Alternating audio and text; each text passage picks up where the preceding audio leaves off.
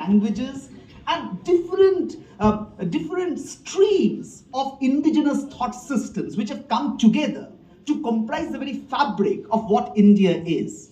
And therefore, the first thing, this is the first preliminary caution that one must necessarily adopt before embarking on Indian knowledge systems, a discourse on Indian knowledge systems, that if we deviate from the plurality, the sheer plurality that India is, and therefore Indian knowledge systems also are, if we deviate from the multiplicity of religions, the multiplicity of languages, the multiplicity of cultural traditions that India necessarily comprises, then we can never do justice to Indian knowledge systems. Because on the contrary, we would have betrayed the very idea of India.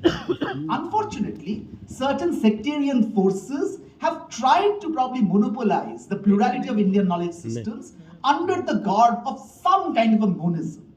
And the renaissance that we absolutely require, which has been pointed out here, is precisely to probably recover our India, recover the plurality that India is, the multiplicity that India is, the multitude of cultures, languages, religions that India is, and therefore the multiple knowledge traditions that India comprises, from the grasp of these tendencies which try to monopolize and monize the idea of India. That being said, let me begin how the idea of plurality, the idea of multiple religions, is writ in our traditions, in our traditional knowledge systems from the very beginning. For instance, in Atharva Veda, this is Prithvi Suktam of Atharva Veda, chapter 12, verse 1.15. It runs like this, and I read, Janan Bibhrati Bahuda Vivachasam Nana Dharmanan Prithvi Yathaukasam. What does it mean? Janan Bibhrati. So there are different kinds of people. Bahuda Vivachasam. Many languages, different ways of speaking. Nana Dharmanam. Different religions, different belief systems.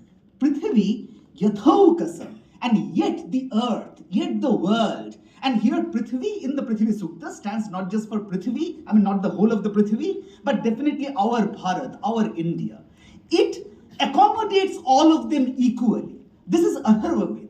If we begin from Vedic knowledge, already we find the statement as to how multiple languages, multiple religions, directly, Nana Dharmana, different ways of life, they all have to be accommodated, and that is the nature of our India. That is the nature of the very source of our knowledge systems, where there is this acknowledgement of plurality, of multiple languages, directly, Bahuda Vivachasam, and directly multiple religions, Nana Dharmana. But one may say that this is probably a passive comment.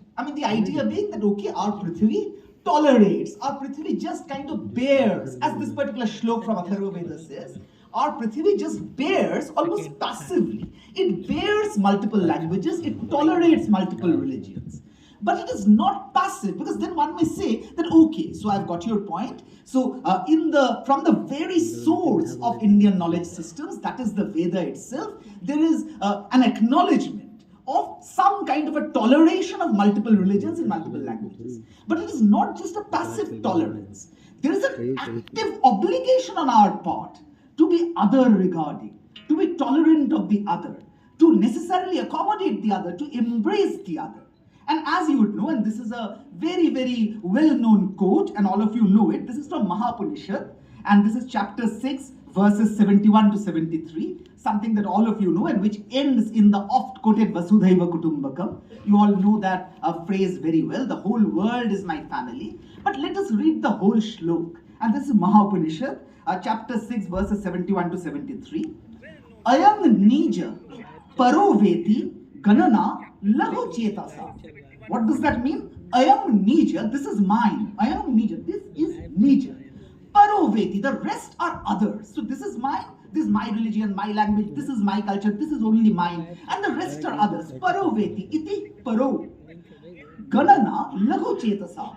So this kind of a calculation is done by only those who have lahu chitta, only those who have narrow mind. They calculate like this, that this is mine and that is the other. I need not deal with it.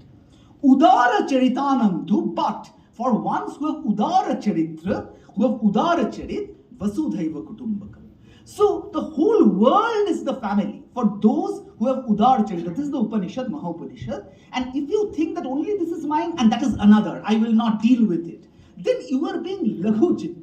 And this is what the Upanishad enjoins upon us. And so it is not just a passive tolerance as the Vedas would have said, but as the Upanishads tell us, it is our duty, it is our beholden duty to necessarily reach out to the other, to necessarily be, so this is part of what we must do actively. We have to necessarily treat the whole world as one family.